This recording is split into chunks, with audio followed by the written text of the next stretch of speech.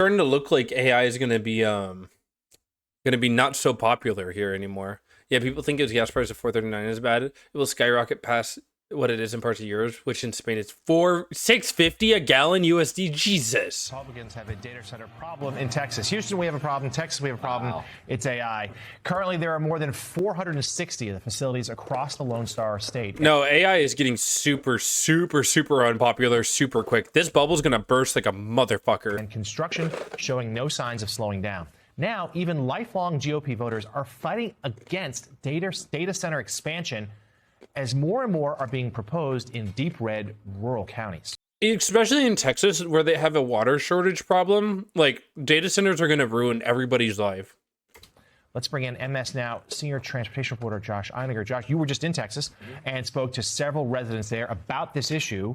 What'd you find out? So, Jonathan, Republicans have made it super easy for these centers to be built in, ruby red central Texas, right? There's very little regulation, and these companies are incentivized to go to counties like this where there's wide open land, almost no one regulating what they do, and a lot of Republican. I'm hoping some people are voting on the zoning for a data center in my city next week. I mean, if you're in a small town, it's going to be much harder. That's why they're choosing random Republican states to make these data centers, because those are low population states. They want low population cities, so there's not as much of a pushback. Voters. But a lot of these voters now feel like they've had this sort of jammed down their throats at this point. They are angry because they feel it's encroaching on their way of life, and they say they're going to take that anger, or at least some of them, to the ballot box. Things have never come easy in the Texas Hill Country. For generations, the ranching communities here have faced down everything from drought to depression. It's land, it's our God-given right to own something like this. We fought for it. We had to work hard for it, as many Americans have. But for Rena Schroeder, the challenge is different. No, I'm sorry. Well, this is a ranch. It's a little different from a farm. Again, I'm gonna double down on the farmland and cropland should be owned by the government. Come on, chicken. Oh, I love chickens. She owns this ranch in Lott, Texas. With some beautiful horses. Population 644. And a little donkey. And she says she's in the fight of her life against... Yeah, population is 644 people, by the way. AI data centers, those behemoths big tech can't seem to build quickly enough. Spurred by low regulation in the Lone Star State and cheered on by the president, massive campuses are consuming vast swaths of rural Texas. This one, the equivalent of nearly 200 football fields. The facilities house the computers that drive the AI revolution. But they're also driving Rena, a Christian conservative and lifetime Republican, straight into the arms of You voted for this. You voted for this stupid, dumb bitch. Democrats. I'm President Trump. I'm in charge. He doesn't care about us. Somebody asked him about a week ago, what about the American people? And they're struggling right now. To what extent are Americans finding... Oh, dude, this fucked him over so bad with dipshit Republicans. ...situations motivating you to make a deal?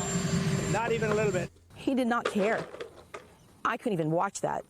I was angry after that. Like, I voted for you and you don't care about me?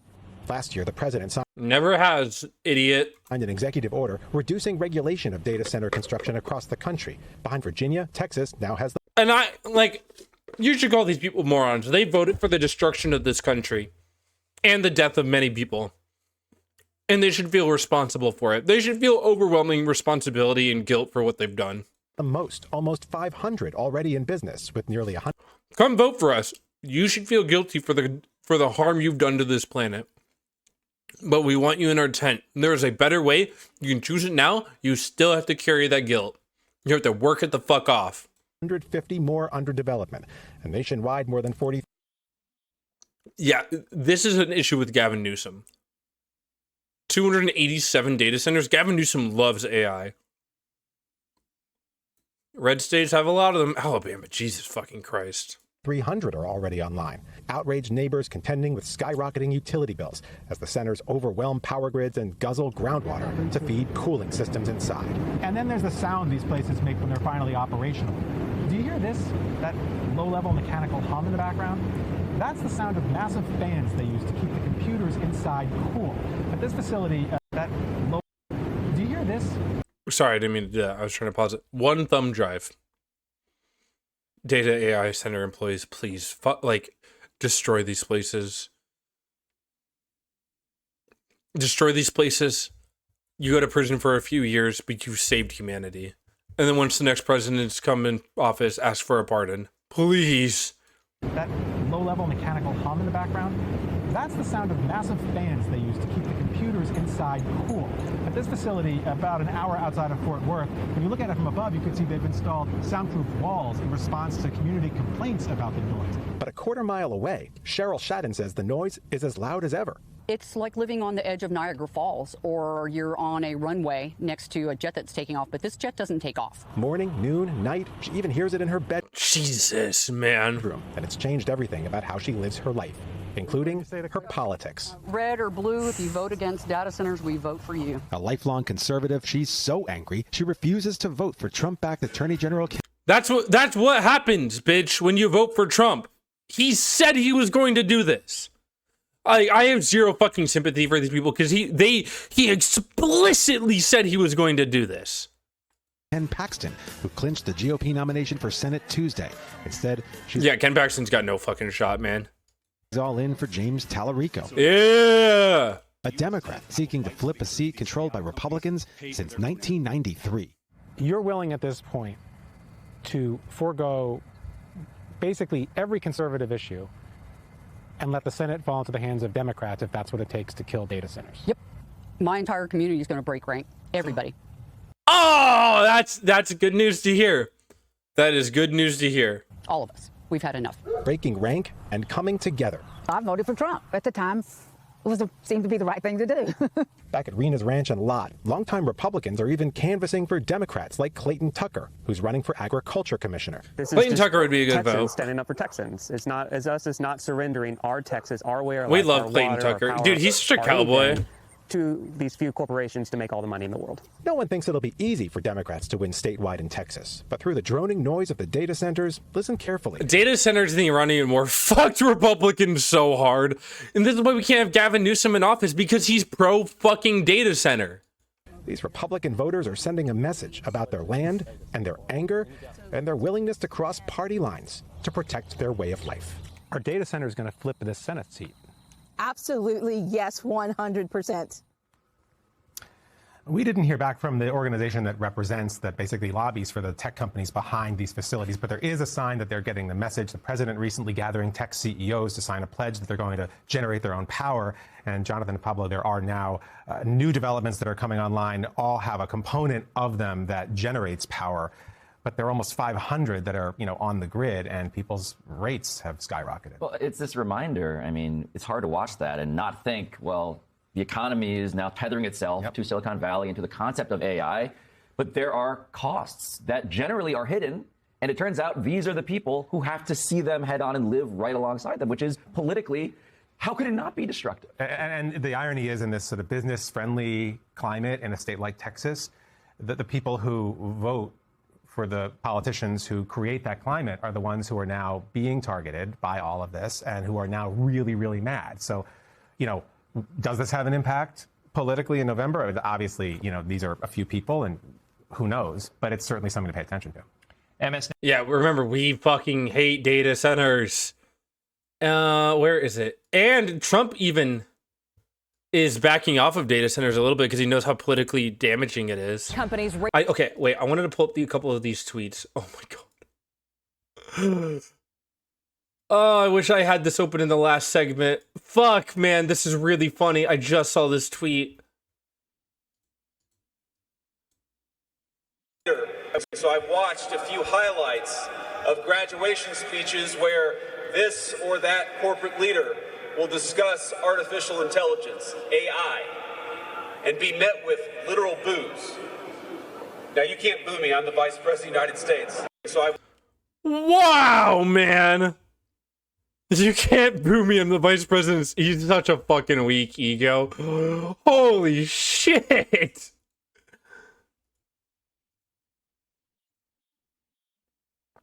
Anyways. Race to release more powerful AI models. It's still unclear where the White House stands on regulation. Last week, President Trump was... Oh, wait. Yeah, we'll get... Amazon has reportedly scrapped internal AI leaderboard as cost soars, with the senior executive telling staff, don't use AI just for the sake of using AI, man. This bubble is going to pop like a motherfucker. On AI, but abruptly Also, this New Jersey cancels data center project and passes complete ban. This bill is going to pop like a motherfucker. Over artificial intelligence, data centers, cybersecurity, and job loss. So what happened and what now? Well, Politico has been following the Trump administration's struggle over how to regulate AI. A recent article examines the different factions trying to flex their influence in this. Political White House reporter Diana Narozi co-wrote that article, and she joins us now. Diana, thank you so much for being here. 40% of recent U.S. growth is based on based on AI. Fuck, man. With us. Let's start with what this AI executive order is. What did it cover, and why didn't President Trump sign it as scheduled? Hi, Liz. Well, the president was supposed to sign that document last week on Thursday. And at the last second, David Sachs called him and told him, don't sign that paper. And the paper was already prepared. The executive order was supposed to be on his desk that day. And it was the product of months of negotiations between different actors in the White House. But Sachs called the president and told him that it would be a bad idea to put it forward. And Politico did get a look at this document, came to fruition, and present their new AI technology to federal agencies and the White House before it rolled onto the market for national security sweeps and just a generalized overlook. Again, it said it would be voluntary and not mandatory, but Sachs still had concerns that it could potentially become mandatory one day. Your article talks about these different factions vying to steer the administration's AI policy. What are these different groups, and what does this tell us about the administration's stance on AI? Well, really, it's a spectrum. On one hand, on one side, there's David Sachs, who really represents the view that there should be not a lot of regulations on AI from the government, that it could stand in the way of innovation. And in the middle, there's people like Scott Bessent and Susie Wiles, who are really leading the cabinet in trying to figure out this executive order and where to go next. They want to fucking suck AI dick so hard, man. Company accidentally spent $500 million on Claude AI in 1 month after forgetting usage limits. Actually fucking hilarious, man. According to a report for Axios, an AI consultant received one of their enterprise clients accidentally racketed up a staggering $500 million bill in a single month on Anthropic's Claude after failing to implement spending caps or usage controls for employees. The story sounds almost absurd at first glance when you take a lower look at what's happening inside. Large companies right now have started to feel like less than a freak accident, more like early warning sign for the enterprise AI boom. It's, guys, this is really, really funny. Incident follows reports that Microsoft shortly reduced internal Claude Code licenses after usage costs began to climb, generating between 200 and 500 and 2,000 monthly in AI costs per person. Microsoft has steered more teams towards GitHub Copilot internal tools. Uber reportedly hit a smaller wall. Axios, somebody's key CEO, reportedly admitted the costs were becoming harder to justify. Quietly, many companies are now doing the same thing behind closed door. Finance departments are auditing token usage. AI acts are being restricted by role. Teams are being told to reuse outputs that repeatedly generate new prompts. Some firms are setting hard limits on monthly AI spending for the first time. Yeah, man, the world is turning on you, AI. And I can't wait to see that bubble pop, but it's going to be really fucking dangerous. It's going to be a hard time once that bubble pops. Once the AI bubble pops, like for real, shit's going to get rough. And you guys got to get ready for that because that bubble is going to hurt. It's going to hurt really fucking bad if it pops. Well, not if, when. Rice and bean pill, everybody. Rice and bean pill.